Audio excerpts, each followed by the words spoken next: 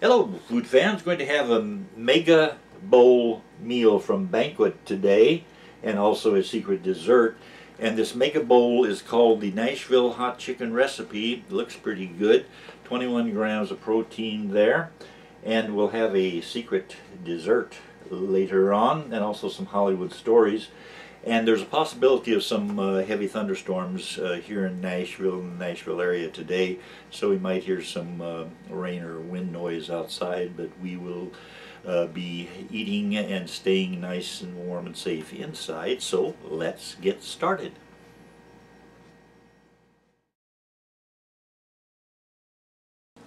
Well, it's hot. It takes about 7 minutes in the microwave to fix the Nashville hot chicken. And I do have my salad. This is my salad that I make with tomatoes, cabbage, carrots, mayonnaise, relish, and ketchup. And it is good. I have it just about every day.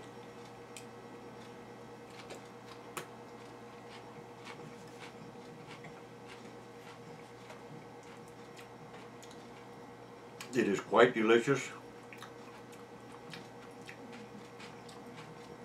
Let this cool down just a smidgen. Very, very hot. It's slightly smaller than a Hungry Man meal. Hungry Man meals are about 1 pound. This is about 14 ounces. It has some big chunks of chicken here. They're covered with the hot sauce, and it's also got some corn and potatoes. And what I will do is chop that in half. And we'll tell some Hollywood stories. I'll begin by telling a story about the show George and Leo. Worked on that in 1997. We had an episode called The Cameo Show, and I was in that. Let me taste this. It's still very, very hot. But the Cameo Show, George and Leo, the stars of the TV sitcom were Judd Hirsch and Bob Newhart. And both Judd and Bob had appeared in more than one successful TV series. And someone on the writing staff, I guess, got the idea of why not bring back a lot of the people that Judd worked with and people Bob worked with and put them in one episode, have about 20 cameos, people who would just do a brief on-screen appearance and maybe say a few words or do something funny, whatever, and end up having about 20 guest stars. Let me see if this is cooled down enough yet to eat.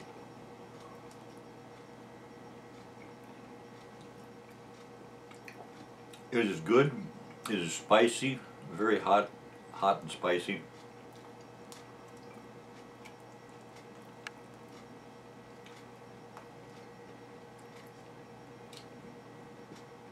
A good recipe, especially if you like spicy foods.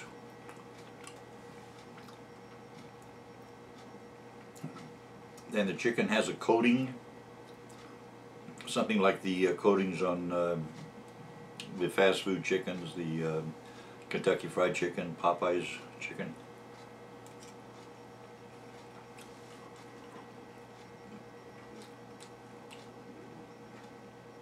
Very nice indeed. Take a little bit of root beer here.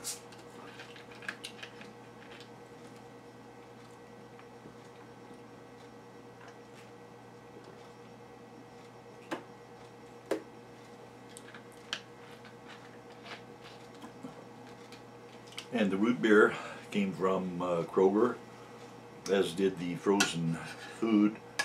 I have some more salad.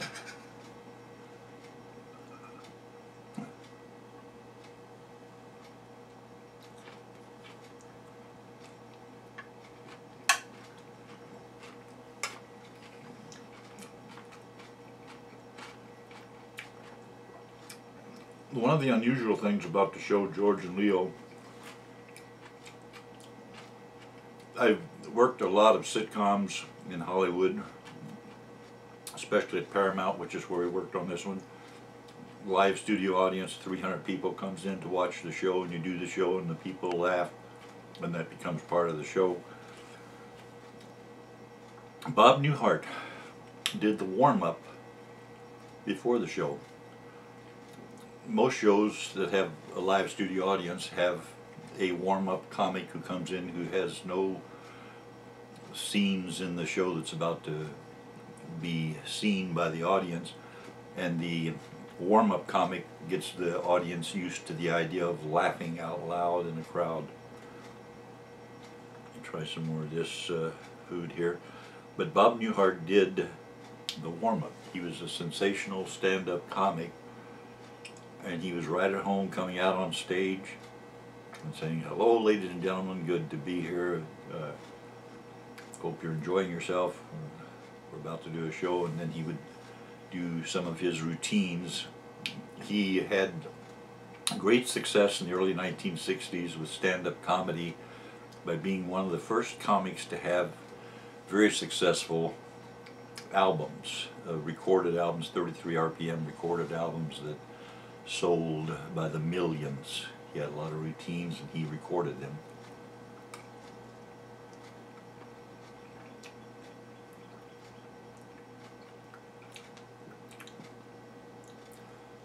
And as I said, we're going to have a secret dessert, so stand by for that.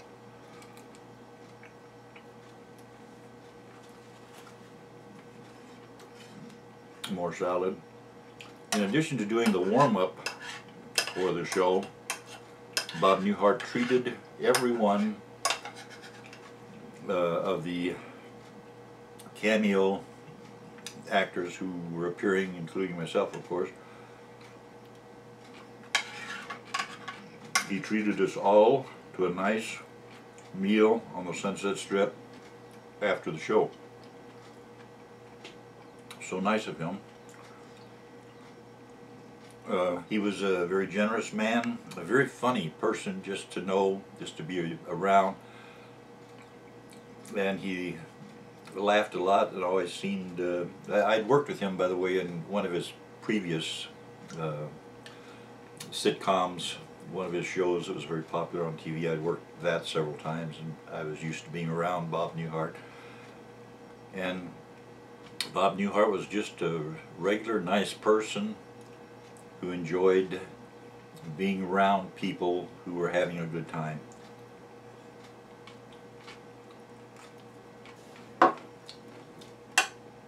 I never saw Bob Newhart or Judd Hirsch become angry or unlikable in any way. They were both very nice people, and they still are. And Judd, when I worked with him, I know he was very helpful with the animal charities, the wildlife way station and things like that. He appeared once on Arsenio's show with some sort of cat. I don't know if it was a panther or just a leopard or what, but some sort of cat that you wouldn't want to have being angry with you. But he brought the cat out on stage with Arsenio and talked with Arsenio about the need for help for the wildlife way station would take in animals where people thought they would get some exotic pet because it was cute as a kitten, and then it grows up, it's a big cat, and you can't have people come visiting with a man-eating lion in your house. But Judd helped the various charities that helped animals. Judd was just a nice person, and as I said before, so was Bob Newhart.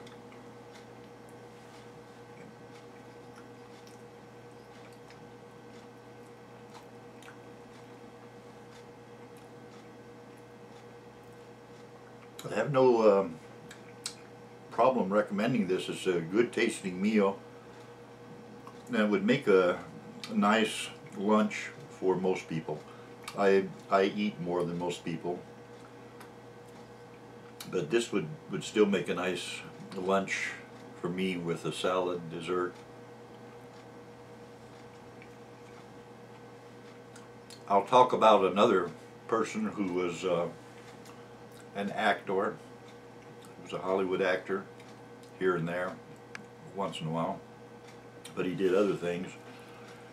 His name is Fred Demara, D-E-M-A-R-A, and his real name is Ferdinand, but he went by Fred Demara. And he was a lot of things.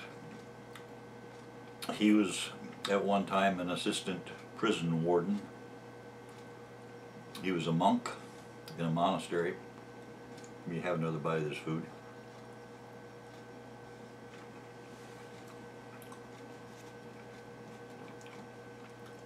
Who was Fred Demara? Let me get a sip of root beer. Root beer, fast becoming America's favorite beverage.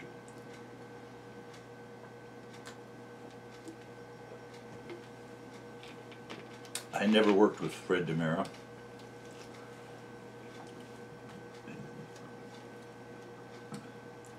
In addition to being a monk, a prison warden, assistant prison warden, Fred Demara was a doctor. He was a soldier. He was a sailor.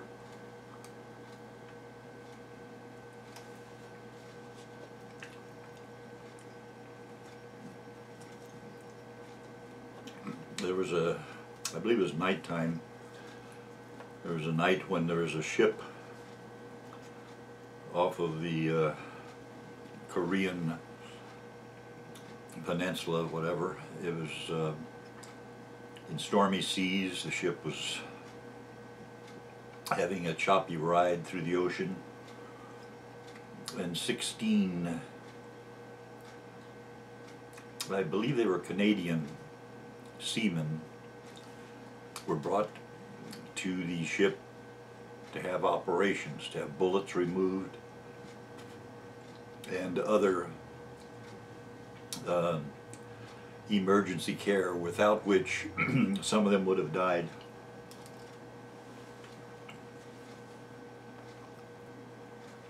The doctor, Fred Demara, who was using a different name, the doctor had the patients placed in operating rooms and prepared for surgery. Then he went to his cabin,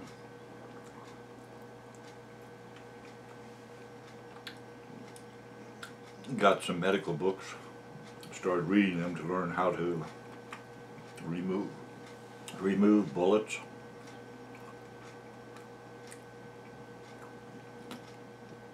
This is quite good.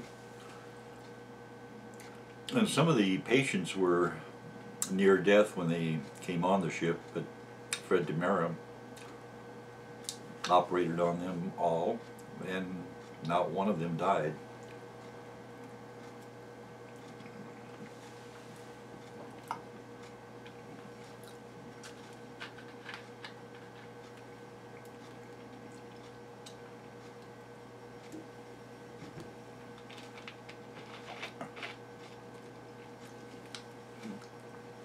They found out that Fred Demara had never gone to medical school, but he was up for special commendations for having done such heroic surgery during a storm at sea and saving the lives of so many people that they didn't dare prosecute him. So they let him out of the military.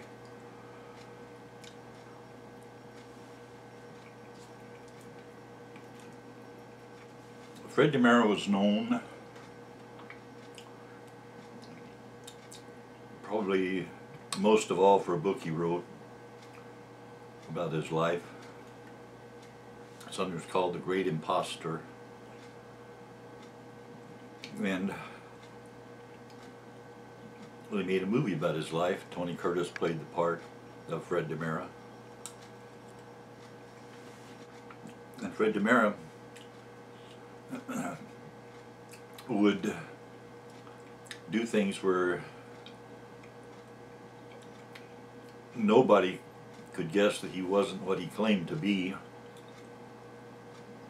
And if they did find out, he had done the job so well that he wasn't prosecuted for it, although he was sent to prison at least once. He was a prisoner in addition to being a soldier and a sailor and a doctor. If you want to see an interesting movie, watch The Great Imposter or read about him. Just search The Great Imposter on Google and you'll find out about Fred Demara. And there were other people who did things that they were not trained to do.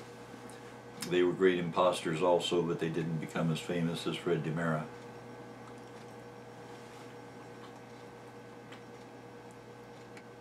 Get 2 more bites here.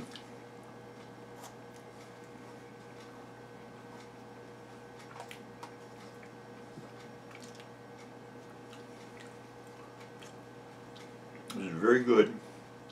This is very good, very good. This is very good. And now, time for the secret dessert.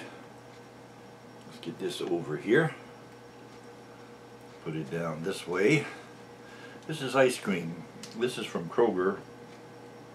Black cherry root beer float ice cream. So let's take a sample of that. Ice cream after a spicy hot lunch.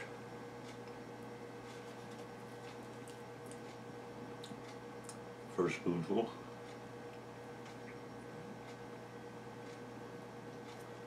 It is good and it has a root beer flavor to it.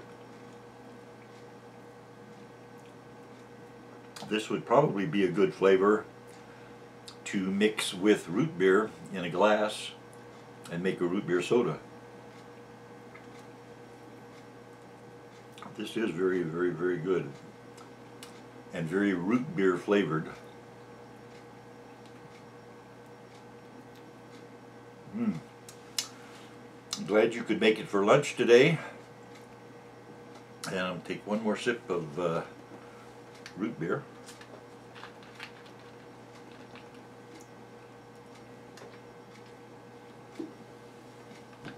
And one more bite of ice cream, and I thank you very much for watching.